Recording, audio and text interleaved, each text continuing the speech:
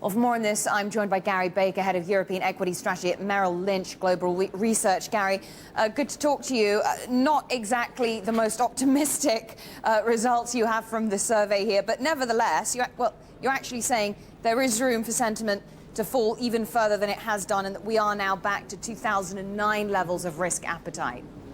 Yeah, I mean, it's always difficult to think, well, two things: how much further it can go down, but also how long it stays at these sorts of levels. I mean, I think that those are the two messages coming out of the survey, that sentiment, you might say, is close to rock bottom, but at 84, it can still go to 95. I mean, that's the low point we saw in previous cycles. So there's still some scope for a downside. I wouldn't say there were too many surprises coming out of the survey, given, yes, we know that Europe is in a hole. We know that sentiment is very negative. So really, it's more what signals we could pick up about where the weaknesses or the risks going forward actually are now. So what would you say was were there any surprises for you then in terms of the results? I think it's sort of confirmation as to, in some ways, how reliant we now are, certainly sitting in Europe, on growth in China, growth in the US. I mean, if you can rely on that, and if you think that that holds together next year, then perhaps Europe has more time to actually sort out its own problems. But if it falls back on Europe to really find solutions by itself, then that's going to be a very, very difficult market, I think, next year. In terms of how this actually applies to strategy, if you like, or where a lot of these guys are putting their money, Gary, let's just look at how the guys that you spoke to view the various industry groups. And if you take a look at that, banks are once again the least favoured sector. A net 49% of fund managers are underweight, and that is up from 41% back in October. Oil and gas, the standout overweight, though this has actually slipped back to over the past 2 months, from 47% in September to 31% now, you can see there in November. And then the sharpest faller over the past month is industrials. If you look at that, they've dropped from 10% overweight in October to November. You can see that the reading is now stands at 4%. And so let me then just pick up on that last point. Why the change of heart on industrials? Why are fund managers falling out of love with that particular industry group? Yeah, I'd say clearly you're always slightly speculating, trying to read into the data some story there. But I think the reason there is really all about valuation. I think concerns on corporate profitability, given that global economic backdrop, I think there is a lot more concern in this survey about what that means for industrial earnings going forward. So, there's another question we ask in terms of perceptions on valuation, and you now see industrials as quite an expensive sector that, yes, sharp contrast really to where it's been in recent months. So I think in that respect, sort of fund managers have followed their conviction. They've been quite logical in then going on and sort of lowering weightings within the sector.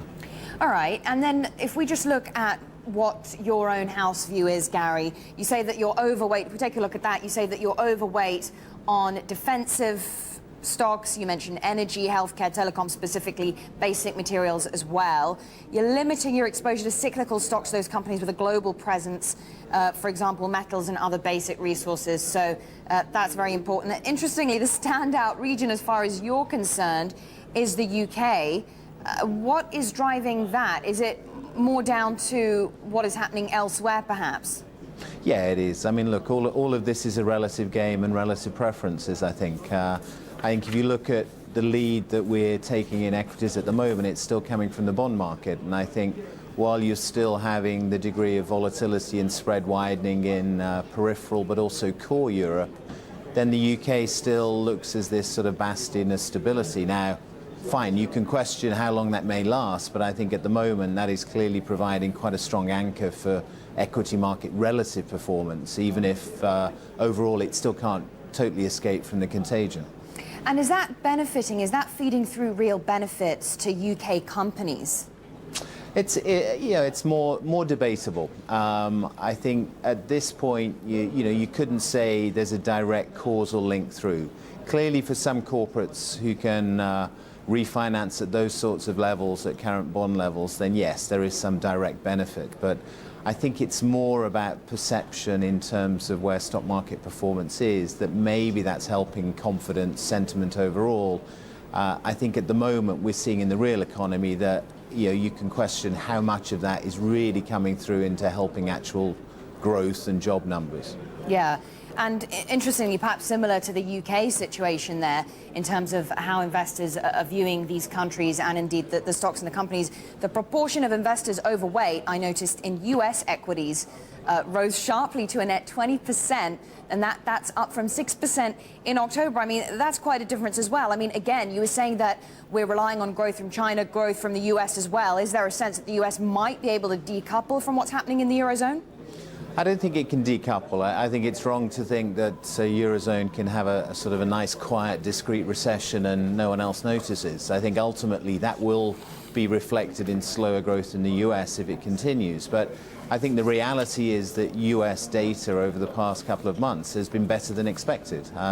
We saw yesterday with some of the consumer sales numbers as well that continues. Now, I think we may be getting towards the limits of how far that has gone, and Q4 GDP could well be the high point. We expect as a house for US GDP to trail down, not upwards next year. Thanks again for joining us this morning. Gary Baker, Head of European Equity Strategy at Merrill Lynch Global Research.